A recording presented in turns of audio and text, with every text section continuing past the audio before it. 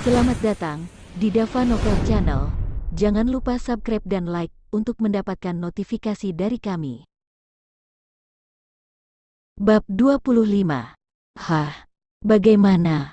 Betulkah? Setelah dengungan tajam, Wang Yu, Wang Kaiwen dan yang lainnya bertanya kepada staf kecil itu dengan cemas. Petugas kecil itu mengerutkan kening. Saudari Wen, kartu ini tampaknya benar. Apa? Mustahil. Wang Kaiwen segera terkejut dan tidak percaya sama sekali. Saudari Wen, jangan khawatir, tunggu aku selesai. Kartu ini seharusnya benar-benar menjadi kartu bank kami, tetapi seharusnya bukan kartu hitam. Karena saya baru saja menggeseknya, mesin memperingatkan bahwa saldo tidak mencukupi. Puff, udara akan segera tenang. 0. Selama 1 detik terdengar suara tawa. Haha, betapa hebatnya aku. Jika Anda tidak memiliki cukup keseimbangan, Anda berani keluar dan berpura-pura dipaksa. Haha, tertawalah padaku. Saya pikir orang ini tidak hanya memiliki keseimbangan yang tidak mencukupi, tetapi juga memiliki IQ yang tidak memadai. Setelah semua uangnya, aku akan pergi ke Nima. Di aula, banyak orang sudah tertawa, dan Mark di depannya sepertinya menjadi bahan tertawaan. Tidak mungkin, saya belum pernah menggunakan kartu ini sebelumnya, bagaimana mungkin saldonya tidak mencukupi? Ekspresi Mark menjadi gelap. Dia tidak pernah meragukan keaslian kartu hitam itu. Bagaimanapun, dengan kekuatan keluarga Chu, memiliki kartu hitam sudah lebih dari cukup. Dulu, kartu hitam ini adalah hadiah uang yang diberikan oleh ayahnya yang malang kepada ibunya. Kemudian, Mark memberikan sebagian besar dari itu kepada Tuan Han dan memintanya untuk berinvestasi. Sekarang 10 tahun telah berlalu.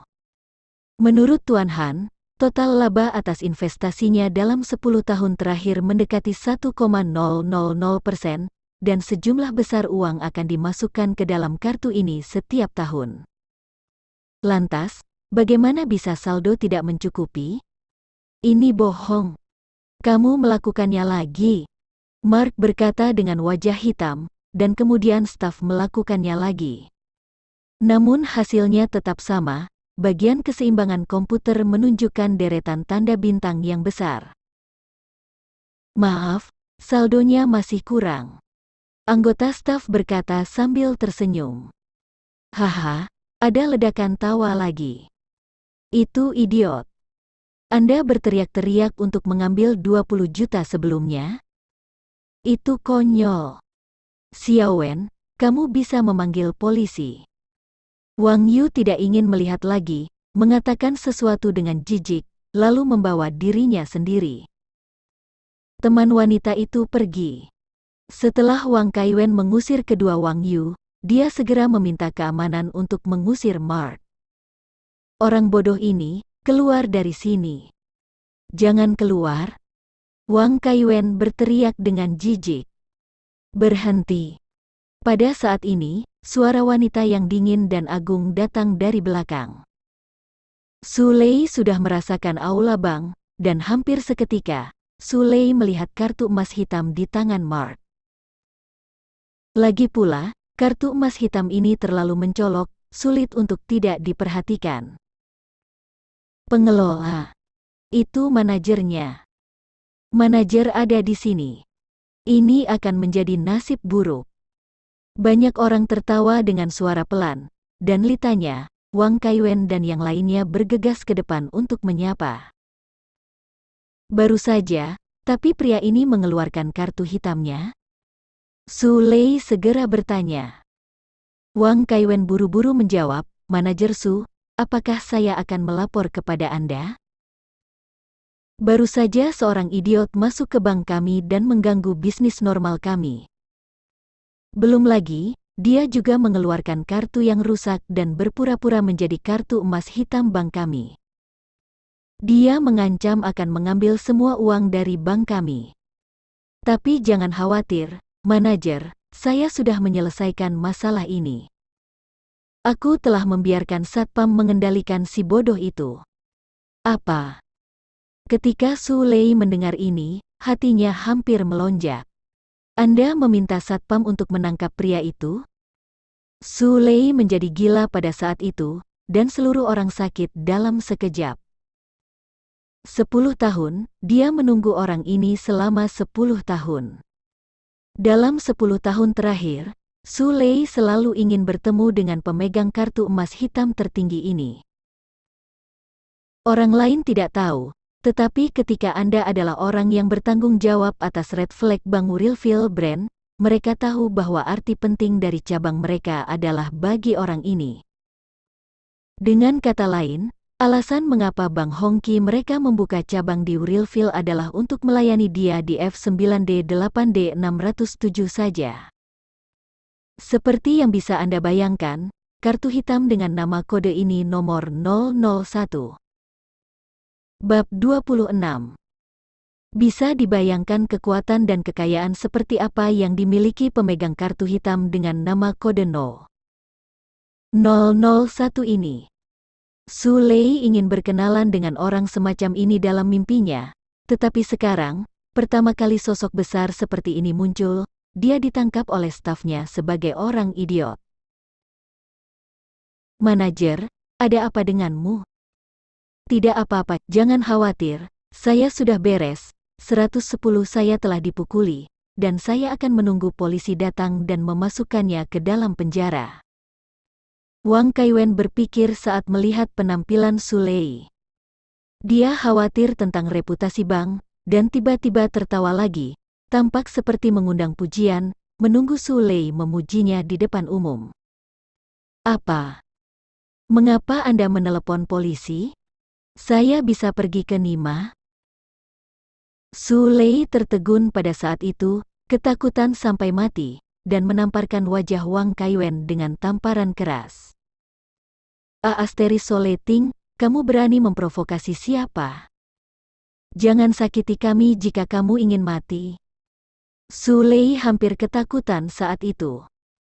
Orang di depan saya, tetapi pemegang kartu hitam.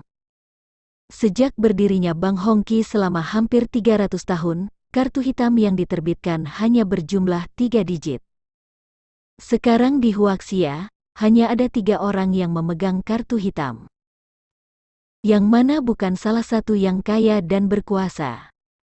Tentu saja, ini tidak penting, dan yang lebih penting, nama kode dari kartu hitam tersebut adalah 001. Mewakili apakah angka ini? Apakah kartu mengeluarkan perintah? Tentu saja tidak. Ini mewakili orang kaya. Dengan kata lain, kartu hitam di depannya juga merupakan kartu dengan otoritas tertinggi di antara banyak kartu hitam. Tidak ada seorang pun di atasnya, tetapi 1000 orang di atasnya. Jika tidak, mengapa Citibank mendirikan cabang di sini untuknya sendirian? Tapi sekarang, dia adalah karakter yang luar biasa. Tidak hanya bawahannya yang menyinggung, tetapi mereka juga memanggil polisi untuk menangkapnya. Bagaimana bisa Su Lei tidak terkejut? Bagaimana mungkin dia tidak takut? Dia benar-benar takut jika pria sebesar itu membuat dirinya marah ketika dia marah. Bukankah hidupnya akan berakhir? Dalam kepanikan, Su Lei bergegas maju dan meminta maaf kepada Mark dengan nada yang sangat hormat. Pemegang kartu hitam yang terhormat, masalah sebelumnya adalah saya tidak mengatur bawahan dengan ketat. Atas nama Bank Hongqi, saya ingin menyampaikan paling banyak kepada Anda. Saya dengan tulus meminta maaf. Jika Anda memiliki permintaan, tolong sebutkan, saya akan melakukan yang terbaik untuk memuaskan suami Anda. Suara hormat Su Lei bergema di aula. Semua orang terpana, dan semua ejekan dan ejekan Mark sebelumnya berhenti tiba-tiba. Adapun Wang Kaiwen, dia bahkan lebih terbaring di tanah saat ini, otaknya pucat, melihat dengan bodoh segala sesuatu di depannya, dan menatap Su Lei yang sedang kedinginan di depan Mark. Sampai saat ini, Wang Kaiwen akhirnya mengerti. Pria malang di depannya, yang dia pandang rendah, ternyata adalah raksasa yang tak terbayangkan. Wang Kaiwen menyaksikan Mark memasuki ruang resepsi VIP bank di bawah kepemimpinan Su Lei. Semua penghinaan dan ejekan sebelumnya terhadap Mark menghilang, hanya menyisakan ratapan di dalam hatinya. Ya Tuhan, siapa yang dia provokasi? Pak. Ya, aku sangat menyesal hari ini. Untuk meminta maaf, semua pinjaman masa depan atas nama Tuan akan bebas bunga selama 3 tahun dalam 100 juta. Mark telah menyelesaikan bisnisnya dan berjalan keluar dari ruang resepsi VIP. Meski Mark tidak menunjukkan amarah, Su Lei masih khawatir dan meminta maaf lagi dan lagi. Mark berhenti tiba-tiba, melihat wanita dewasa dan intelektual di depannya, dan berkata dengan ringan, "Manajer Su, menurut Anda apakah saya orang miskin yang membutuhkan pinjaman?" Ini, mulut Su Lei bergerak-gerak. Nah, kata-kata Mark benar-benar membuatnya tidak bisa berkata-kata. Bersambung.